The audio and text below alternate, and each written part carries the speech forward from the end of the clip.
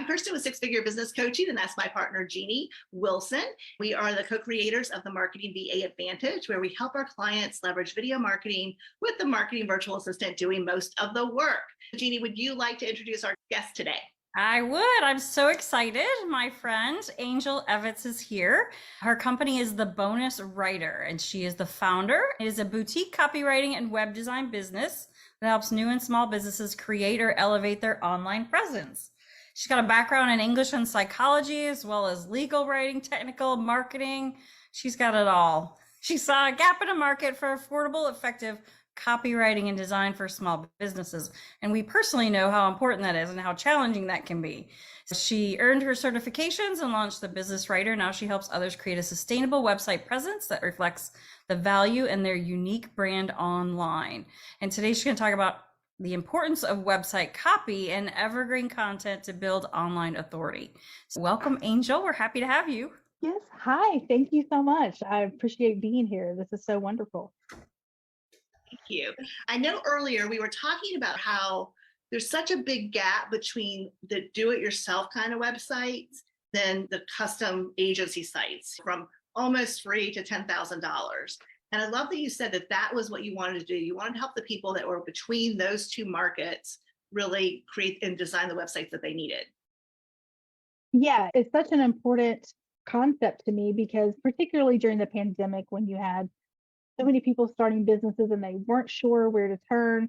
And a lot of the referrals that I started getting initially was for content that needed to be revised for clients that had either created the content themselves without a lot of optimization on the back end, or they hired a website developer that gave them a great website, but maybe didn't spend as much time with a copy. And so they were trying to run ads or some other marketing efforts, but they were stuck because their website didn't meet that. So once I saw that, I just continued my training with that so I could combine the two and really try to marry the idea of affordable quality copy and design for people. I love that. And you could put it in the description how SEO and UX are important components of conversion copywriting. So talk to us a little bit about what are those and why are they important? SEO is referring to search engine optimization. Everything related to your website, it means that you need to have copy that is understood by the search engines and the bots, as well as copy that is resonating with people. And that's where the user experience comes in. Whenever people are referring to UX, they're referring to user experience. A lot of times people are still associating that with web design and app design. That was how that term became semi-popular, was for the design of different sites and apps. But that is also extended now into copywriting, where you try to have your call to action be much more specific than click here, learn more. You really want to try to specify that and get more specific and really help people understand and make the navigation very easy for them. It's also about the format of your website and how things are laid out. Is it easy to navigate through? Or are people getting frustrated and having to go back? And a lot of times they're just going to hit that back button and go somewhere else where it's easier. So I'm really trying to marry those two ideas as well so that people are getting that is going to be understood and help them with search engine rankings, but is also going to resonate with people once they get to the website and want to encourage them to stay on there and to learn more and hopefully convert them. That's fantastic. We focus a lot on SEO and YouTube because it's the same thing. You want to have your content to have great content and great value for people, but you're also looking to have all those keywords on there so that you'll rank on YouTube and then possibly even on Google. We always joke that like SEO is magic, voodoo magic. It takes a while to learn how to do it and to make it right. So it's so awesome that you're helping people with that. Thank you. It's something that I just feel is so important. And when you have your copy that's written in a way that is understood by search engines and by people to where they are engaged and they want to interact with you, it makes all of the difference. And so all of your efforts really become something that have a great return for you, to be able to see that and to know that you're not only providing the services that people need, but you're able to continue building and growing your own business while they're growing theirs. It's a great feeling. Right. I love that. So let's talk a little bit about evergreen content. Why is evergreen content important? It's really great that you mentioned the magic with SEO because for me, evergreen content is a little magical too. The way I think about evergreen content is wanting to be able to portray the best information possible in the most current way possible. But it's really to get people to understand that this particular topic, you're educating them on that, what that means, how that can help them. So the best analogy I like to use is to think about it as your little black dress. It never goes out of style. It's classic, it's timeless, but it's always relevant. So you might need to update it with different accessories, but it's still the same idea of having that really quality content out there. Helpful content that is going to resonate with the right clients, but most importantly, it's going to help you build authority. And there's lots of different ways to do that. But again, you're having to really combine the efforts of being able to connect with people and have search engines understand what you're doing at the same time.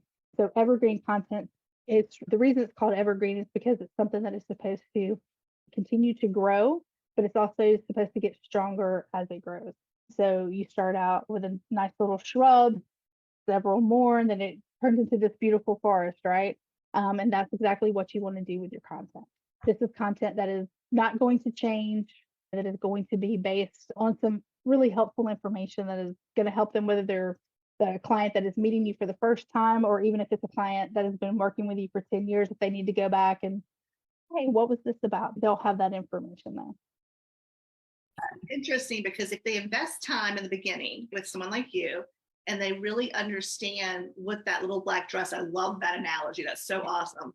But if they understand what that evergreen content is, that it's going to be able to grow for them over time and not, it's timeless, so to speak.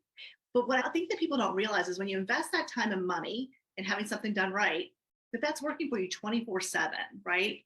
That Yes. content is working 24/7 for you year after year. And we see that whether it's in Google searches or even in YouTube searches. Jeanne and I joke a lot about we were looking for something one day, and the first video that popped up was 10 years old. Think about that video has been out there for 10 years. And people have been finding it. So when they create content that is searchable, the SEO, it's going to answer questions and provide information that their ideal client is looking for. They might find it at 3 a.m. or on a Sunday afternoon, or they might find it 6 months from now or 6 years from now. That to me is like leverage at its best. It's doing something one time and benefiting from it over and over again. It's priceless. When you think about so many things are dependent on Google, right? And making sure that you are complying with whatever the latest algorithms. For a while, we had Google's EAT algorithm for expertise, authoritativeness, and trustworthiness. Then they added, I like to say EAT, but they're adding in your experience into that and really making sure that you are a credible source for searchers. And so all of those things really work in combination with SEO and with UX to make sure that you're building these things in a way that is going to build your authority and your credibility every step. And it is something that takes time. But like you said, when you start making that investment, you will start to see you're building that foundation. It really makes a huge difference in being able to answer questions that your searchers are looking for and providing the answers that they're seeking on there and making it very easy for them to find it. Do you have any tips for people who are thinking about designing a website or would like to update their site to make it more SEO friendly? Yeah, there's kind of 4 areas of evergreen content that you can think about. The most common one is going to be blog posts.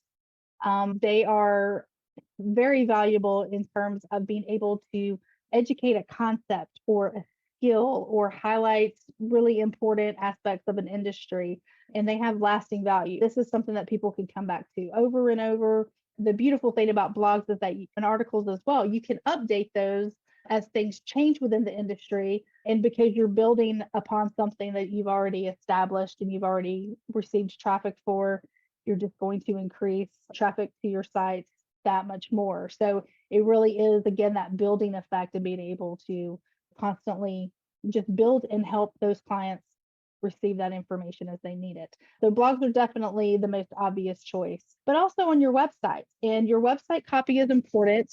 You want to update your website, but there's also some content on there that is going to stay the same. For instance, your facts section is a huge benefit.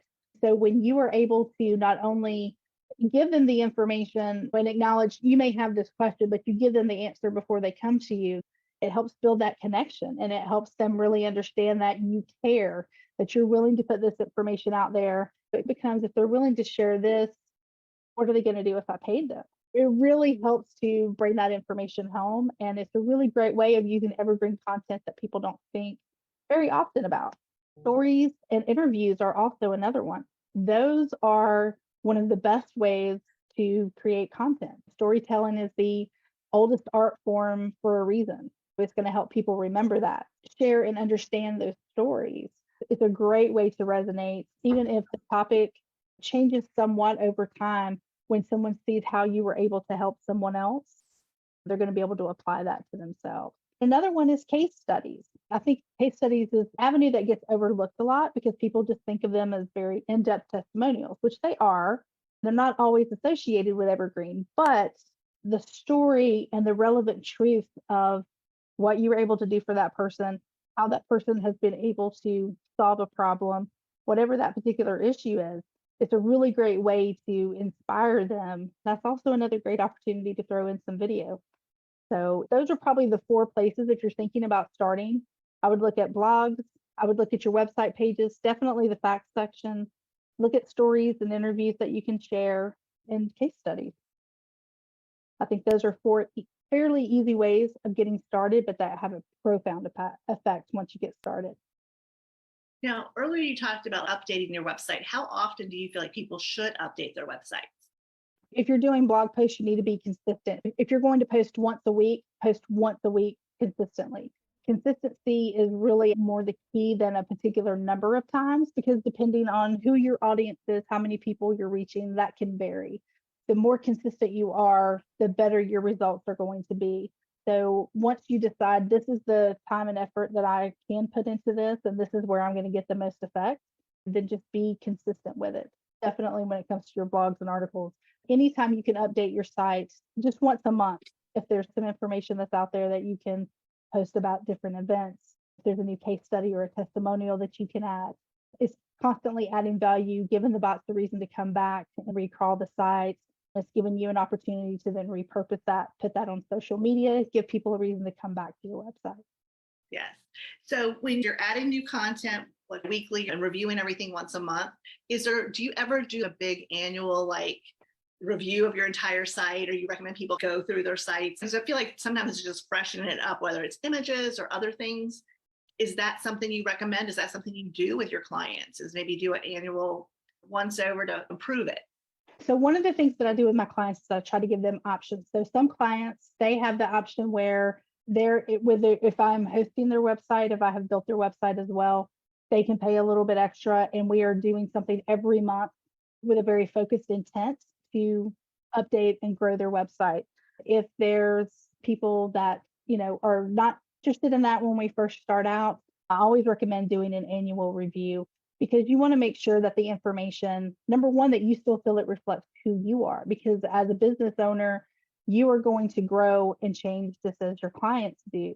So to have information from your website 2 years ago, that may not reflect who you are currently, or even the clients you want to serve. All of our businesses evolve, all of our needs evolve, and our focus evolves. So it's really important to make sure that it not only reflects who you are and what your brand is truly about, but also any other things that you may need to add or remove. Sometimes it's just as important to remove things that are outdated as it is to make sure that you're updating new and current content.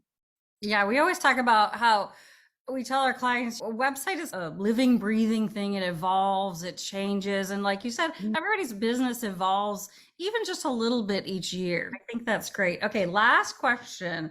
For as far as user experience, give me some of the most important things to consider when you're evaluating someone's site for user experience. First of all, when you go, is your page load speed? Is it something that you're having to wait a long time for that to happen? Or is it something where you go and the site immediately loads and you're able to start navigating to wherever you want to go? So page load speed is absolutely, I think, number one, because Google has such a value on that. but everyone that comes to your website, the above the fold copy that you see, the very top part of your website that you see without scrolling, if people have to wait to see that, that's going to be problematic for you. But once they get there, that has to be interesting enough for them to want to do that. The second thing that I'm going to look for immediately is your navigation menu. Is your navigation menu visible? Like hamburger menus are fine if you're on a tablet or phone because, you know, it's a small screen. But if you're on a desktop, make sure that your navigation menu is very clear, very easily understood what those topics are. Don't try to get all cute and make up funny names for the titles of your pages. Make it very easy and very clear what those pages are about so people can jump right to it. Then as you're scrolling down, make sure that you have things laid out in a design that is very easy to digest. So you want white space between sections. You want things to have headers and images that match up, that make sense. I think the stats are people read 20% of your page.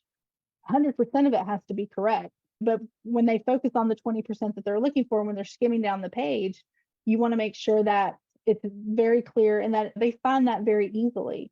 Those are definitely the top 3 things that I'm going to look for as soon as I go on there. But you also want to make sure your calls to actions is visible, that it makes sense, that it's something that just gives them a little bit more information than click here. We are long past that.